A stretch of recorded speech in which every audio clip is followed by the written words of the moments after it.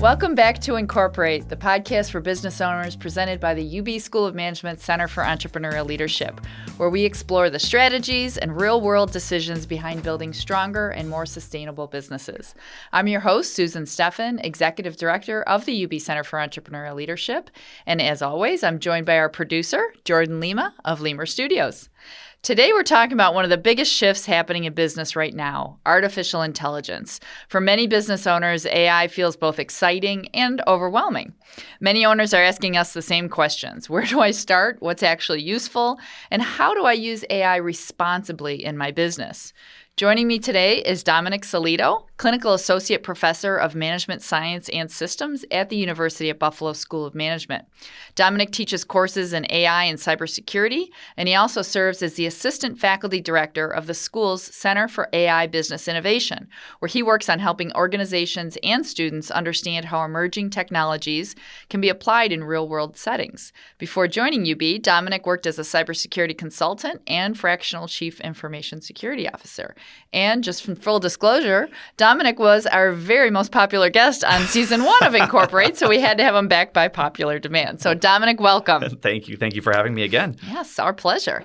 Okay, so we're going to start with the very basic. AI is just everywhere. You can't pick up a newspaper without reading all the new things and trouble and good that it's doing. And for many small business owners, that feels really intimidating. So from your perspective, what should business owners understand about what AI actually is, and more importantly, maybe what it isn't?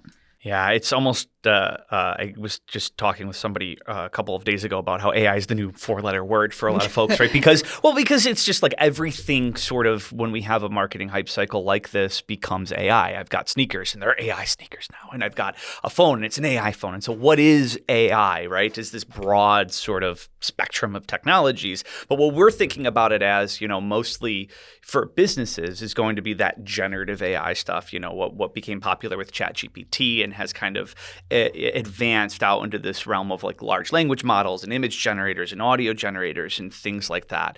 And so, for small business owners, really what it boils down to is this idea of automation, right? It is, can this thing help me do something better, faster, and lower cost, right? And that kind of nestles in what it is and what it isn't, right? The first thing that I want to clarify for folks is that AI doesn't. They're like, well, the AI thought this. I'm like, no, it didn't. The AI is a probability generator. It generates probabilities based off of what it was trained off of, which is usually stuff from the internet, right? And so it doesn't think in the same way you and I think, but they're really, really good at pattern identification, right? And so when you've got something that you do that's repetitive or something that you do that needs sort of summarization, or you need to identify kind of some sort of, I don't know, like I said, pattern, right, within a document, then that's something it's really good at, right? And so it's kind of sliding scales. But I would say what it isn't is it's not going to be, and I know I'm going to get a lot of flack from this from some businesses. It's not going to be a replacement for your standard employees. Not yet. Maybe sometime in the future, and then it'll be bots having the podcast instead of us. But for now, I'm confidently not at that point.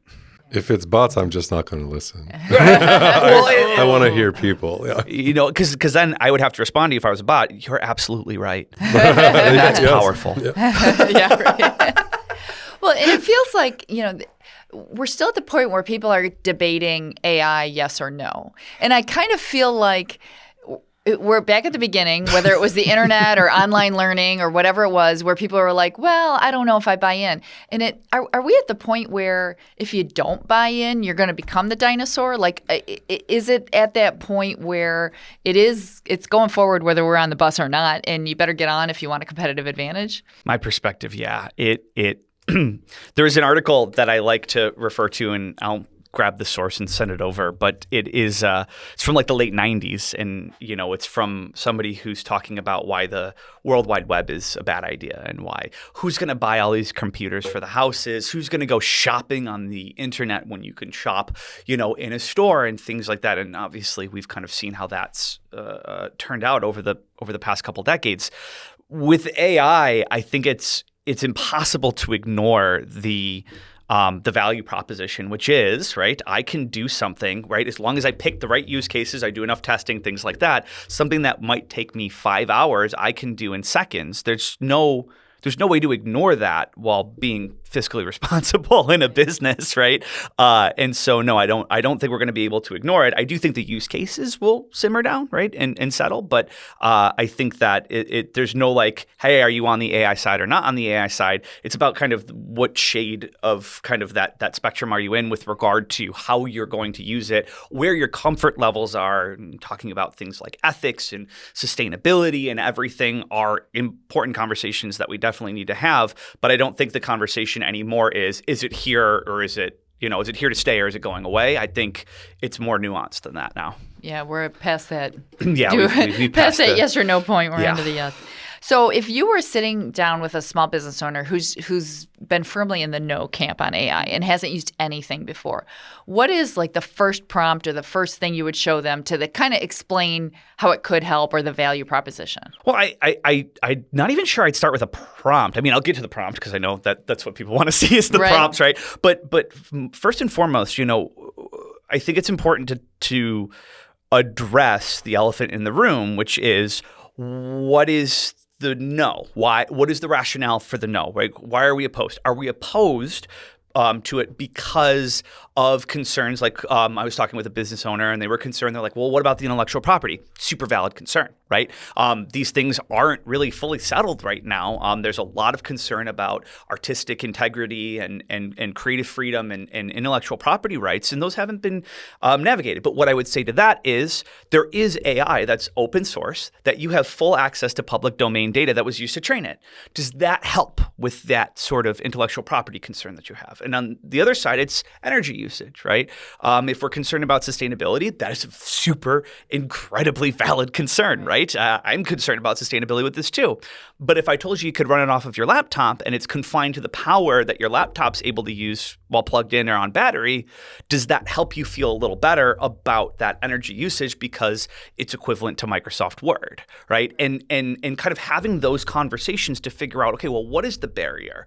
But still, more than not, the barrier is just ambiguity, right? Is I don't know where to start. I log into ChatGPT, I say hello, and it says hello back to me, and I go, okay, I'm done, right? And that's because we treat them like chatbots. And that's because they're built like chatbots, but their real power isn't in chatting with you, right? Their real power is in that pattern recognition, that solving problems. And so the first thing that I would say to somebody in terms of like how I would use it, if they wanted a first prompt, what I would say is pick the biggest pain you experience on a daily basis, right?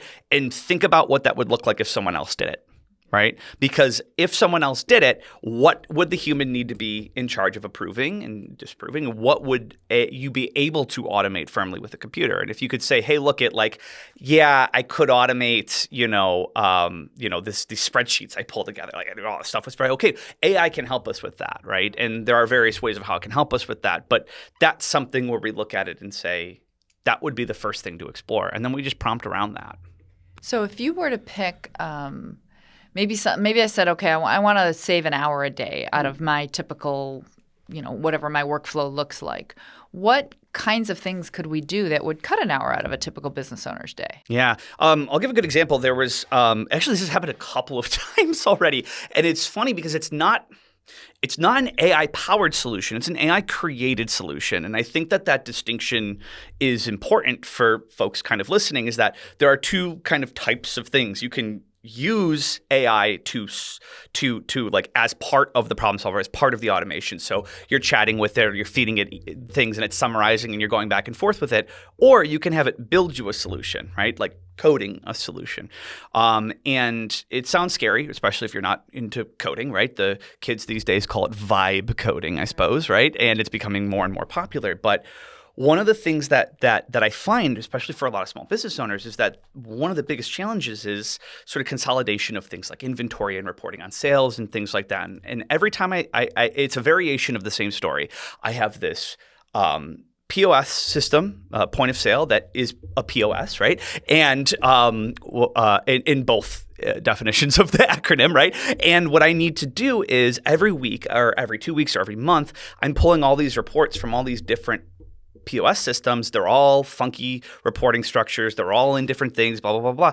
Okay, tell the AI about it. Say, hey, look here's my problem. I've got these reports. They come out as broken Excel files, right? Here's an example. Obviously, big disclaimer here.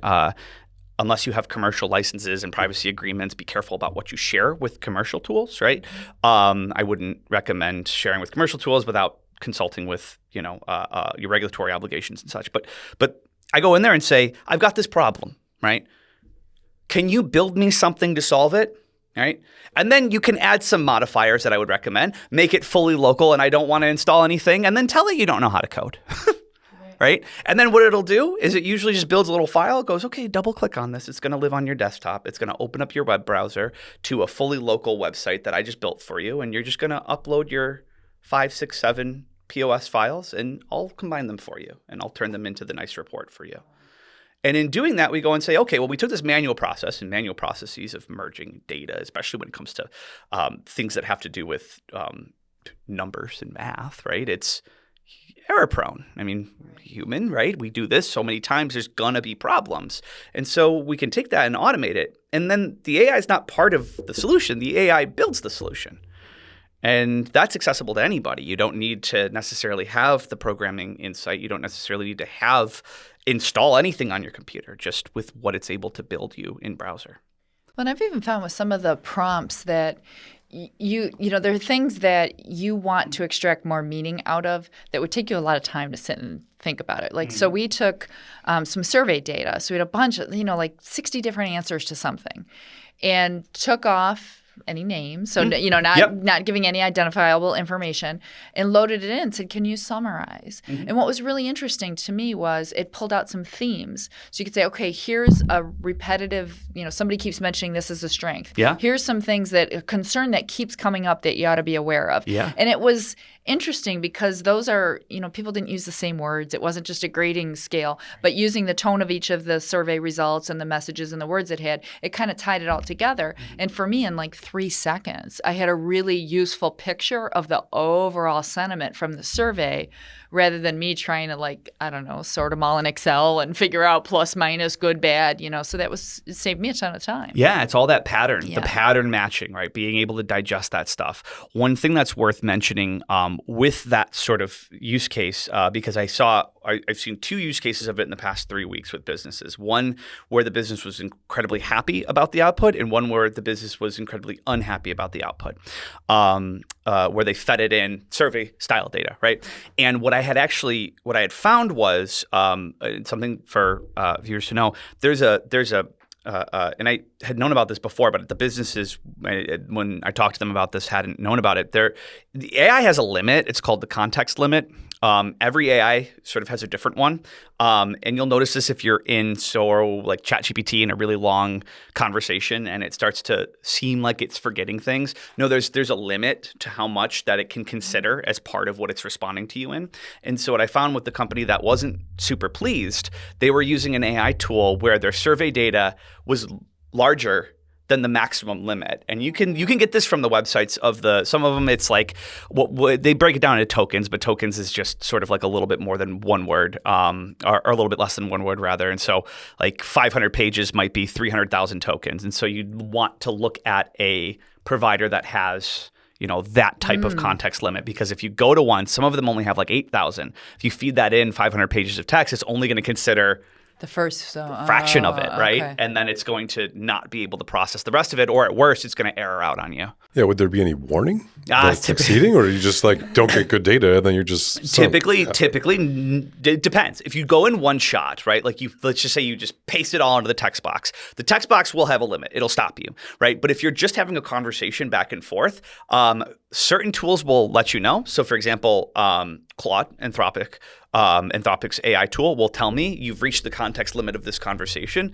Please start a new one, right? And I go, okay, cool, right? So then it does. But like other tools, what they do is they try to condense like the previous chat into smaller. So they basically take it, feed it through an AI to summarize your conversation up to a point, and then replace the conversational elements with that, so it takes up less text space, right? But the problem with that is that if you've got a lot of complex ideas and things like that, it's making the decision on what's important for you, and so that can become challenging, right? And it's one place where I see a lot of people not necessarily screw up. It's not a screw up, but it's more along the lines of they have this sort of thing I call a quiet fail, where the AI system is not producing the highest quality output, but it's because they've hit some invisible limitation that they weren't unaware of. Yeah. Going back to your load the data from the POS systems into ChatGPT, get a small program you can run on your local machine and get the output. What kind of process is that going to be for someone to have that workflow work for them? Are they going to have to try it like 15 times or have iteration changes over and over again before it actually does what they want it to do? Or is it pretty straightforward? Yeah. So the good thing about it is, right, from a data perspective, none of the data that, in order to like that hypothetical solution, and I think there's been, what did I say, two? There might have been even three companies that, and maybe one was an inventory system and one was a POS system. Like anything that outputs data like that and you want to do a report on it. What winds up happening is I don't give it the data, right? So I don't give that to the AI. I don't give that to ChatGPT. I just describe the data. So I take the header column from this Excel document, right? And I say, here's my problem. I have this. Write me a local. And then sometimes you'll get into a little tech. Write me a local HTML file or a website, right, that lets me do this, and that. And then you try it. If it doesn't work, you go and say, it didn't work, or hey, that's annoying. I don't like how that works, right? I don't want to do that. I don't want to use it like that. And then they just iterate. And then all you do is you take that file that it downloaded and you replace it with the new file, right? And then you kind of iterate over that. So there is some iteration, right, that happens. But I found that iteration, if you're spending the time on it, from a business perspective, person hours is probably measured in single digits for most of the use cases that I've seen, particularly in small businesses. Well, I think there's a lot of there's a lot of easy ways to kind of start playing with AI, and I think things that we hear our business owners like finding early success with. So we've obviously, our business owners have a huge range of either they're all in or they haven't quite got there yet. And, at the beginning, everybody says, here's the email I wrote, make it sound like, if you're me, make it sound better or whatever. And it writes it nicer and you feel happy about that. Or maybe you're using it for idea generation. But then like the owners start to progress to, how can I audit? Like, instead of just making what I'm already spending the time on a little bit better, how can I spend less time and how can I make it more efficient? And I see a lot of the, and I'm sure there's a technical term here, but where AI goes and retrieves stuff for you, right? So it's really important to me to find out what my competitor's pricing is. Sure. And instead of me spending 15 minutes, on my competitor's website every morning, somehow it just magically arrives in my inbox. And so some of those, like, I guess would it be using AI as a search engine, but something that can actually kind of intelligently compile information. Yeah. That seems like kind of an easy use case to kind of get started with if you don't know what you're doing.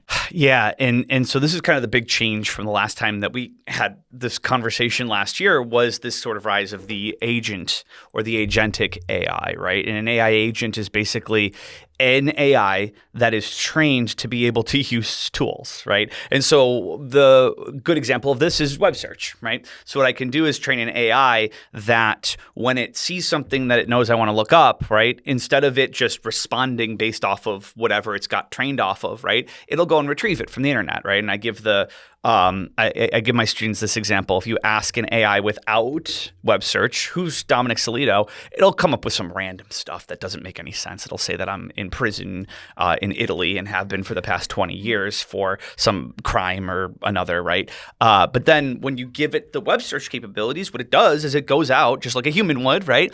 It goes to the websites, it scrapes the data from the websites, injects it into the conversation, and then analyzes it just like it would analyze any other prompt, right? And so it speeds that up, that automation.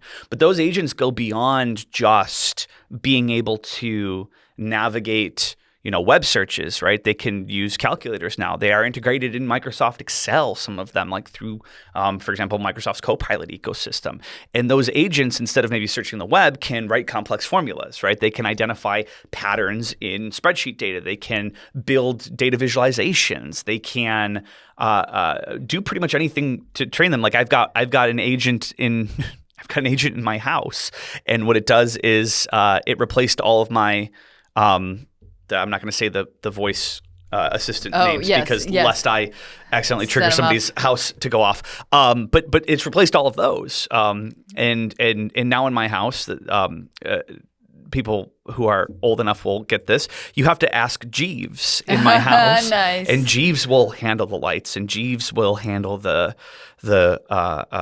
temperature and things like that, because that agent is designed specifically to interface with my house and trained off of that. And so, it's sort of like giving them the ability to use tools, right, is really kind of the value there. Well, it's interesting. We're talking about some personal examples, so it's a good segue.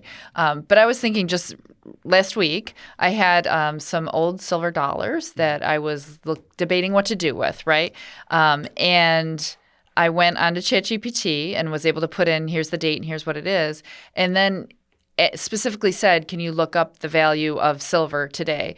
And it calculated for me, here's the melt value. Mm-hmm. But then it went out and looked and said, here's the collectible value, and you're probably better off to try to sell it versus melt. And so it was able in 5 seconds to do something that would have taken me some reading and could I have done it? Yeah, but it was way faster. And what I like is when it puts the little source, so I can go and kind of check and make sure that it wasn't, from a Reddit blog or something else, right. That it was an actual, USA coin book price or something like that. But I found that really useful. And I know a lot of people for personal use are using ChatGPT almost to enhance dietitians and trainers and, help them personalize kind of their lifestyle needs, whether it's, fashion choices or what to eat for dinner, to go get recipes. And a lot of that is kind of an interesting way to save time on the personal side too. Yeah. It's in there. Again, there's sort of like, and I keep saying there's like a spectrum of use cases, right? And I've seen really, really good use cases. For example, I love the recipe one, and the reason why I love the recipe one is because I go, here's what's in my fridge, right? Help me find a recipe, and I could do that before. There are websites, but you know what happened on those websites? I had to go scroll through 57 different ads. Yeah. I win like 7 iPads and an iPhone and all of this stuff. And then I got to read a 4-page long story about how the author's grandmother used to make this hamburger helper recipe. Yes. And then finally I get to the recipe and I'm like, I'm not even hungry anymore, right? And so in situations where we've sort of where we've made the process of doing something simple relatively difficult, the AI can really, really sort of help.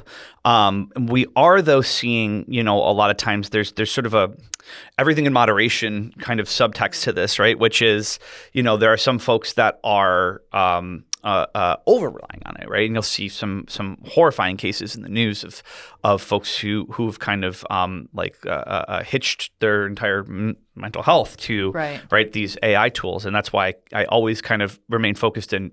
Use it as a tool, right, to solve a problem, but probably don't use it as a replacement for another human or a particular like a medical professional or an expert or something like that. I'm wondering if we're going to get to the point. I remember one checkup where I was asking my doctor something, and he said, "You need to stop Googling." And I wonder if now it's going to be, "You need to stop ChatGPT or whatever." Sure, yeah. It was. I had this. Who was I talking to? I was talking with one of my friends the other day. Oh, yeah. I was talking with one of my friends who's a doctor. He's a physician, and he was telling me that something along the lines of, his patients are coming in increasingly with ChatGPT. He goes, it reminds me of WebMD. Everyone came in and was like, I have a brain tumor. Yeah. And I'm like, do you have a brain tumor or do you have a headache? Right? Because those are two very different things. But WebMD was like, no, dude, it's a brain tumor. Yeah. And so like this is the problem, is because it's the problem and it's the benefit of these things, because they're trained off of everything. When you just prompt it and say, I have a headache, right? It's going to take the average of all of the things that it's seen on the internet, right? And if that average is leaning towards something bad, it's going to produce something bad. Why? Because, people tend to post on the internet and when it's bad, right? It's like the bad review phenomenon, right? Like just because you see bad reviews doesn't mean it's a bad place to go. It just means that people who are angry write reviews, right? More frequently than people who are happy. And so, that's one of the challenges with using it in sort of those types of situations. But again, as long as people are moderating it and kind of balancing it off with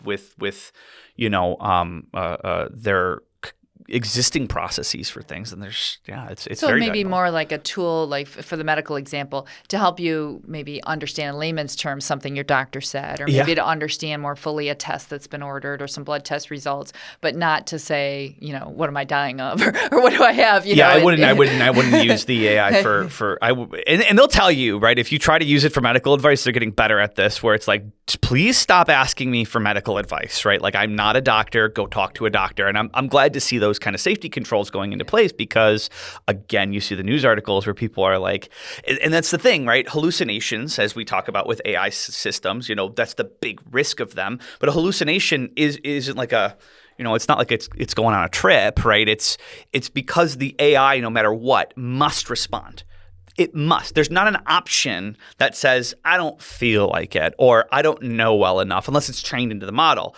They have to respond with something, and that something has some randomness injected into it. And when there's randomness injected into it, it's possible it's going to produce something that isn't correct, right? We call that a hallucination, but it doesn't know the difference because it doesn't know anything. It's just math. And that's where kind of really the demystification of it comes into play, because it's just such an exciting technology and it's transformative. But that's why I'll keep being a very vocal proponent of it's not. Regardless of how many times investors on Wall Street want to pretend it is, it's not a replacement for the humans. I mean, this isn't an infinite cost reduction glitch that businesses have identified. It's a way to speed things up, scale them up, and free you up to work on things that are maybe more impactful for your business. In one of our digital marketing episodes, people are talking about how to be more present in AI when people are asking questions and searching. Yeah. But there wasn't really a talk about how you do that. You can't just there's not like an ad platform on OpenAI, is there? I mean, so what are people doing to be more recognizable on, that kind of? Right now, it's going to be same old SEO style stuff. Because they run like a Google search or, a DuckDuckGo search or whatever, web search, they're going to be bound to a lot of the same SEO sort of type of things that that past sort of, Google AdSense and things like that would promote. I would say we're going to see that shift pretty quickly. There's already been, a lot of sort of, shakeups in the space about ChatGPT and ads coming to different tiers and things like that, and that's inevitable. I've seen a few. That's inevitable, and so I think that is definitely going to be the new frontier for advertisements and kind of getting them. But I wouldn't say right now it doesn't seem like there's a major ad network that is kind of the preeminent one that's driving that. I think it's going to be individual companies to start, and then probably some overarching behemoth is going to kind of take over the kind of like Google with their AdSense. So a lot of businesses and individuals are kind of in that experimentation phase of AI, right? We're going to try this, and isn't that a cool, shiny new toy? And that was cool. It saved me some time. How does a company move from just playing around with AI to actually being strategic? What does it look like? Who should be doing it in their company? How do they get a process started that says, I'm going to look at all aspects of my business and see where AI could or couldn't help? Yeah, and I think that's a outstanding question, because one of the biggest this has been the same with any technology platform that we've ever built as a society, right? Is that there's this boom of the tech because it's really exciting, it's really new, it's really flashy, and everybody immediately asks the question, which is, how are we using AI? Executives, boards of directors, customers, how are you using AI? How are we using AI? Flip the script a little bit here, because that's not the question. It's the same reason why the question wasn't, how are we using the cloud, right? It's what problems are we trying to solve? What problems do we have? It's the same question we've always asked, right? That technology can be applied to solve, right? And so I'll go back to that one with the spreadsheets where I'm merging spreadsheets. The problem is that I spend 10 hours a week merging spreadsheets together manually, and it's a pain and it gives me a headache. And also I'm not good at it. And so it's error prone, right? And so that leads to a business impact. What's that business impact? Well, there's a couple of risks, right? The risk is that I calculate it wrong. The other impact is I do it less frequently, which may be less valuable to my business if I don't have more up-to-date real-time data. So I identify these different things. I go, well, what could I do about it, right? Well, I could hire somebody, right? Or perhaps I can automate it. And if I can automate it, right, then AI becomes a solution for that. And that's a less flashy journey, right? It's so much less exciting than just being like, where can we use AI? But if you start with where you can use AI, the challenge is you'll never have developed the problems, so you'll never be able to measure success properly, right? And the key performance indicator of AI, that return on that investment, that's one thing where you'll see a lot of companies are struggling with it. Like, we can't figure out a return. I'm like, that's because you didn't define a problem. When you don't define a problem, there's no metric.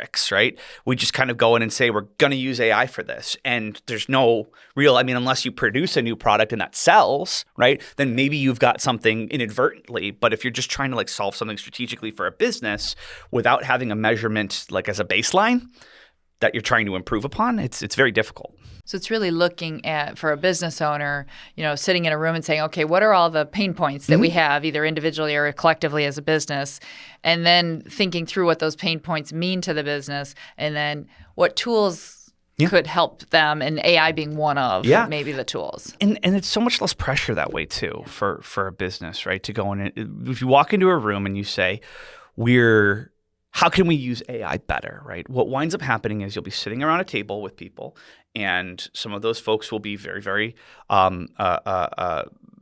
opposed to AI. Some people will be very, very evangelistic about AI, right? And for all the different reasons, including the ones that I might have mentioned earlier, right? And if you walk into the room and what you say to them is, how can we use AI? Come up with ideas, then everybody sort of alienates themselves into their own little bucket, right? We get silos, we get resistance to change, and we get too much enthusiasm about change, right? And we never meet at the middle. Whereas if we come in and we say, well, what are the problems? You ask that question to anybody, even if they hate AI, even if they hate technology, you ask them, what is the biggest pain in the butt at this place right now? They'll tell you, right? And then we can come up with solutions for that. And then we naturally arrive sometimes, that AI being the solution for it. And then everybody's a part of that discussion, right? And it does wind up being that oftentimes in 2026, AI provides us with a solution, right?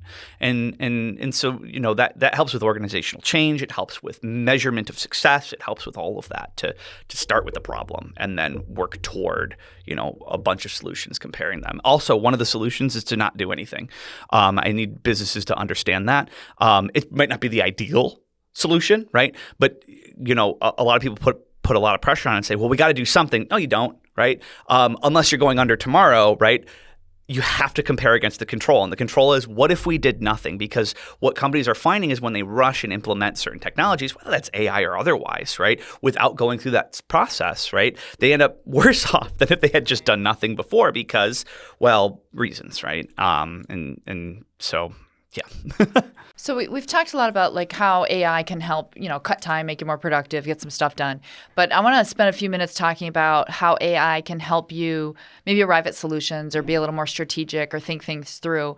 One of the things I do is I teach negotiation workshops. And one of the areas where I think AI is super helpful is role play, right? Mm-hmm. Here's the scenario. I'm this role, you're this role, and spit back to me. I'm going to say this to you, and you come back, and it just gives you an opportunity, whether it's real or not. It's the same as any other role play. It's going to give you an opportunity to clarify your thoughts and your argument and everything else. And sometimes for just using AI to brainstorm, Mm-hmm. How does that look, and what do we have to worry about there? Is there anything? Yeah, no. I think that's the best use case for most people is going to be the simulation, right?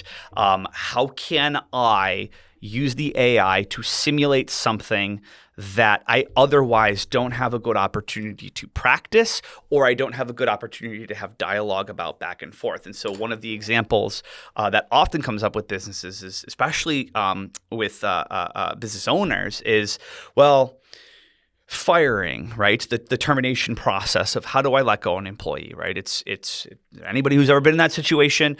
It's the least fun position to ever be in, even if the person really truly does deserve to be terminated, right? It's the least fun, right? But it also tends to be one of those things we can't really practice. And if we get it wrong, there are repercussions, right? Whether those are interpersonal repercussions with the person, whether those are team dynamic repercussions with the rest of the group that kind of is watching this unfold. And so how do I practice that? Well, historically, right, you don't. You practice it by reading up on strategies, by Googling it, right? Or you practice it by, I don't know, talking to a friend, right? And saying, hey, I'm going to practice firing you. But neither of those are really good, right? And so we move to AI. But here's where I think a lot of people are missing the big value of this, right? It's like a lot of people go, yes, I'm simulating it. And the way that I'm simulating it is on ChatGPT. I go, yeah, how many people have you ever terminated via text message? And if the answer is more than zero, we've got different problem sets, right? Because no, stop doing that, please, right? Yeah. You're clearly not as worried about the interpersonal impacts of that, right, or the reputational impacts of that. How we interact is face to face, right? We talk, we have there's emotion in the dialogue, there's things like that, and so one of the things that a lot of people are starting to realize is that this combination of the language models like ChatGPT that you can text back and forth with, the voice models that sit on top of it that can listen to your voice and then respond, but then also injecting things like there are tools.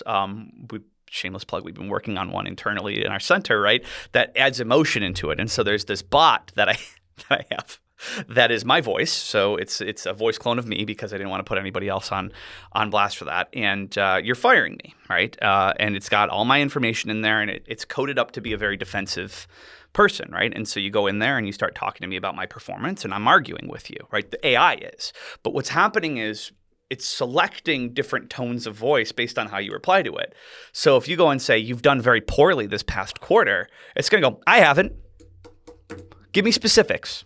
Right? And if I say, no, I don't want to give you specifics, you know what the specifics are. It goes, well, if you can't even be bothered to tell me, right? And it gets exasperated. And I go, listen, man, you're fired. And then he'll start crying, the AI, right? He'll start sniffling and be like, no, you can't do this to me, right? Like and the idea is, how do we make that more human, right? So that what we're simulating, and I know it sounds weird, and if you're listening to this, it's going to sound super weird, but how do we practice that before we're in a situation where we actually could do real damage by not being prepared, right? The same goes true for consulting pitches. The same is true for board of directors meetings. Like we've got one where you put on a VR headset and you're in a boardroom, and as you talk to the different board members, right, about some sort of update that you have on your particular business unit and your success in some product launch, they have little emojis that pop up over their heads and they talk back to you. And so you can tell very quickly if you've angered one person and made another person happy because they're like the Sims. Like they get little emotions above them.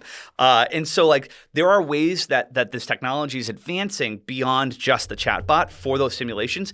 And from what I've seen, it is one of the best use cases of them, particularly for preparation and managerial growth. Yeah, I think practice is huge for it. And it's very often uncomfortable to do with people. You certainly can't do it with anyone at work, and people at home might get a little frustrated with you. But I do feel like it's we're at a point where the chatbots are, or whatever you want to call them, are pretty good at detecting what you want or whether or not you tell it. But I know I love to, like, if I've got a particularly divisive message that I'm trying to send out on email, and I'll pop this in there and just say, here's the situation, here's my planned response. And then the one time it came back and it said, it sounds a bit passive aggressive. And I was like, whoa, and they're probably right, you know, but I wasn't intending it to sound like that. But, it was a good for me to then go back, look at it and go, you know what? With a different lens, I can see how somebody might think that, so I need to modify. So in some cases, it can point out maybe where your blinders are, things you don't see. I use it for my lectures, right? Like before I run a live demo in class, I'll run it live with the simulation AI. And I'll give it, the average, technical proficiency profile, this, that, the other thing, and it'll throw back at me and go, they'll just say, I don't understand what you're saying. You're going too fast. You're doing this. You're doing that. And at the end, I get a report, right? And it says, hey, listen, right? For the skill sets that you're targeting within this particular class, this was great, ditch that, right? Or at least tone it down a little bit. And then I can kind of finesse it, right? To make, for me in my role, right? Make my lessons a little bit more targeted and tailored at my audience as opposed to just taking the tried and true professor lecturing at the audience, right? It can help me meet people where they're at a lot better. Yeah, and I think you can use AI in some instances to kind of be the critic, maybe the new set of eyes. And not that you're going to take it for all it's worth, but, hey, take a look at this flyer and does it say what I think it's going to say? Or take a look at this website and does it hit the right marks? Here's my target audience, and it can be another critique, not to necessarily replace your marketing professionals or whoever, but just to get you thinking. And hopefully, I think when we tend to do things, Jordan, you're probably in the same boat, you know what you're trying to say. And so you see it, even though it's maybe not be there. Yeah. So I find AI extremely helpful to write things that I just have to write that I don't care about at all. And I couldn't be bothered, but I know I have to write this. And if I wrote it myself, it might take me 40 minutes to write this long, detailed thing with dates and times and numbers. But I'll just dictate it. I'll just say, I got to write this email. We got to say this, and this. And then it spits out a really nice polished thing that gets the information out. But it wasn't something that I ever was going to put a lot of emotion or love into anyway, because I just had to get some information across. So I love it for that. One of the funniest things, I got so deeply frustrated with PowerPoint a couple of weeks ago. And anybody who's ever used PowerPoint or anything probably knows the deep frustration of aligning things and all of that. And I went into, and I just was trying to build this like 10 slide deck that I wanted it to be a very specific way, a very specific look. I could see it right in my mind. But every time I tried to do it in PowerPoint, it was an alignment failure. And then the designer took over and it was like, and then it's yelling at me about reading order and it wants a slide master. I'm like, you know what? I'm done. I don't have time for this, right? So I went into one of the tools and I was like, can you just build me my own like web-based slide generator? Here's what it needs to look like. And I sketched and I snapped a picture and I sent it over. And within like 20 minutes, I have my own little HTML that you just click add slide and you can add it and then it'll export to a PDF. And for me, that's all I needed. And it was in my style. It was the way that I wanted it. And I think we're entering into that era of very, very, very low friction, like ultimate customization of stuff like that. What are you using for that? Are you using ChatGPT or Claude, or what is your? I use a variety. So I'll on a given day, I'll use ChatGPT for some things. I will use Claude for some things. I will use Gemini for some things, and then I'll use local models for some things. The local models. And local open source AI models, the free ones that run off my laptop, I will use for very, very domain specific things, or things that I don't want to send data to a third party for. So for example, maybe I'm doing some research, right? And I don't like the research is proprietary or whatever. It's working on some grants, right? So I'll do some of that stuff locally. And so they each have their sort of strengths, but those strengths they're not static strengths. It's not like I say, I go to Gemini for this, or I go to ChatGPT for this, or I go to Claude for this. It's sort of like I pick one of them, I go to it, and then I refine with the other one, and then I refine with the third one, and I kind of take the output of all three of them, merge it together, and then have something that's really good. But that, again, takes a lot more time, right? So when you talked about the local models, and I want to come back because you're hitting on an important point here about privacy, right? So just so that everyone's on the same page, because Dominic did a great workshop for us at CEL about this, but a local model means not what I do is on my computer only. There's no internet involved, no cloud, so I can upload sensitive things because it's on my laptop only, and then I can use what's built, what I've downloaded to then either help me with an estimate or help me read a contract that might be sensitive or something that might have some, I don't want it to get out in the world. Yeah. And yes, there are tools to allow you to do that locally. Plenty of them. They become more accessible over the years. It started off being that they were a little bit clunky to use because, the open source community often winds up like that, but now they've gotten a lot more robust. And to the point where the one that I showed at that workshop is actually the Anything LLM application. They now have a mobile client, so it runs local models on my phone, right? And we're getting to that point where we can, as long as we can validate whatever tool that we're using doesn't actually communicate, and the best way to do that is to, read the policies of it. And if you're still paranoid like me, even after reading the policies and they say fully local, fully private, source, blah, blah, blah, right? Do some digging about it. And then when you download it, turn off your internet and then see if it works, right? Like when it inevitably works, then you've got something that's local. For someone who, you just showed us this example on your phone. Where does someone get started with a locally hosted language model? Like, what's a good package to go with or investigate on their own? There's a couple of them. I don't necessarily endorse or not endorse any of these, but there's a couple that I've seen businesses use. One of them is what they call an inference server, but it's just an application. It's called Ollama, right? It's a very bare bones. A lot of people will use it to get started and have a simple chat with a local model and stuff like that. Not many bells and whistles because it's designed to be the back end of a larger system if you decide to build it. Where a lot of people land now is on something like an Anything LLM is what it's called. And that's a free open source package that you can download, and it's pretty robust, right? They've got the download of models within it. You don't really need to worry about too much of it. The setup's pretty straightforward and runs on Mac and Windows. There's other ones like GPT-4 all with the number 4. And so there's a variety of them. But the ones that I see most commonly are going to be Ollama and probably Anything LLM that businesses tend to be engaging with right now. So, Dominic, this has been awesome. We're running short on time already, believe it or not, because this is a topic we could talk about all day long. So I want to just, as our last few minutes here, I want to talk about the biggest mistakes people make that they should try to avoid when they start using these tools. And then if a business owner listening is like, okay, I need to get on board here. What's the one way? Like, how could they spend maybe 1 hour this week doing something that would help them out? Yeah. We call this in technology, we call it sort of like a parallel deployment, right? This helps with trust. This helps with confirmation of things, et cetera. And so if you're looking at the AI, right, and saying, I don't know if this is going to be a solution to my problem, run it in parallel with your current process, right? Always run it in parallel with your current process. Do it a couple of times. That's part of the testing to make sure that it works and things like that.